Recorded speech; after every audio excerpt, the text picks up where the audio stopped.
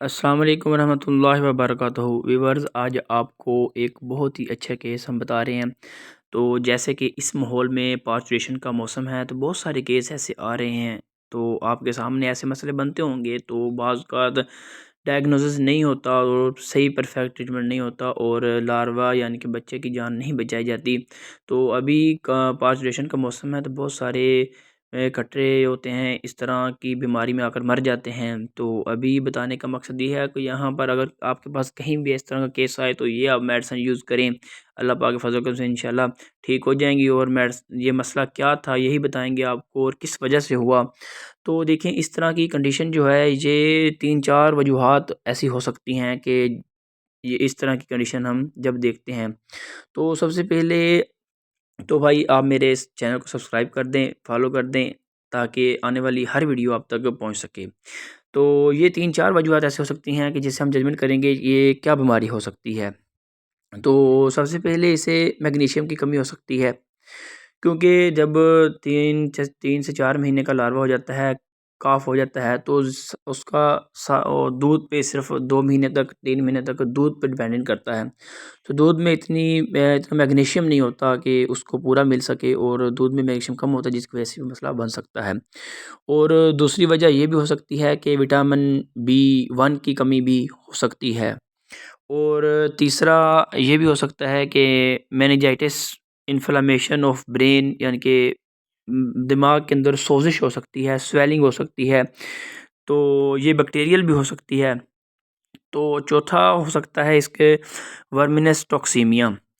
Worms जब एक जगह पर इकट्ठे हो जाते हैं तो ये मसला बनता है। जैसे कि आपने डिवर्मिंग पहले नहीं करवाई हो तो आप अचानक 2-3 मंथ बाद डिवर्मिंग करवाते हैं और इसकी डिवर्मिंग पहले कब हुई नहीं थी जिसकी वजह से इसको ये मसला बना है। तो अभी बताते हैं हम आपको कि डायग्नोसिस आपसे इन तीनों 4 वजूहात में से आपने डायग्नोसिस कैसे करने किसे क्या मसला था। तो अभी आप बता रहे हैं कि जे जैसे मैग्नीशियम की अगर कमी होगी तो स्टार गैजिंग का केस होगा तो आप देखेंगे इसमें आपको फ़ीवर नहीं मिलेगा। तो अगर मेनिंजाइटिस का मसला होगा, ब्रेन इन्फ्लेमेशन की, तो फ़ीवर आपको लाज़मी मिलेगा। तो ये है केस वर्मिनस टॉक्सीमिया का, क्योंकि इन्होंने इसकी हिस्ट्री के मुताबिक हमने पता किया कि इन्होंने 4 से 5 दिन पहले इसकी डिवर्मिंग करवाई थी। तो जिसकी वजह से उससे अगले दिन ये थोड़ा-सा सुस्त तो होता गया और ये मसला फिर अचानक जाकर गिर पड़ा। तो अभी ये मसला इसको हो गया। ये जब वर्मिटॉक्सिमिया होता है तो ये वर्म्स एक जगह पर इकट्ठे होते हैं इंटेस्टाइन के अंदर। तो वो जब एक जगह पर इकट्ठे हो जाते हैं, मरते हैं, तो वो टॉक्सिन रिलीज़ कर देते हैं जिसकी वजह से आंतड़ियों में जहर फैल जाता है और ये बीमारी बन जाती है और ये इसकी डेथ हो जाती है। तो जैसे अगर आपने डिवर्मिंग करवाई है तो आप इस तरह के केस में जो बहुत देर बाद डिवर्मिंग करवा रहे हैं तो कोशिश किया करें कि जब आपने डिवर्मिंग करवाई है तो 5 से 10 घंटे बाद आप कोई भी लैक्सेटिव सिरप इस्तेमाल कर सकते हैं। क्रीमाफिन है, डुफालेक सिरप है, लाइलेक सिरप है। इस तरह के नाम से आपको सिरप मेडिकल स्टोर से आम मिल जाते हैं।